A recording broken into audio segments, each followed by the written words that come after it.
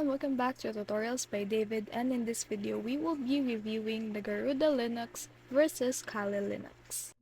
So in this year 2025, the choice between Garuda Linux and Kali Linux really comes down to what you want out of your system.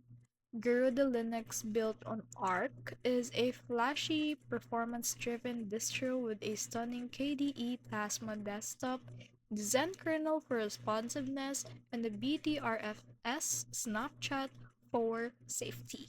It is designed for gamers and everyday power users who want speed, visuals, and it's a security-focused distro loaded with penetration testing. Next one is Kali Linux. This isn't built for daily use. It is a distro-loaded focus with penetration testing and digital forensic and ethical hacking tools. This one right here is this one right here is about cybersecurity, as you can see, and learning advanced too. While Garuda is all about customization and performance. So the bottom line for this is I will pick personally Garuda if you want a fast, stylish daily driver with gaming perks, or go with Kali if you focus with your security testing and ethical hacking.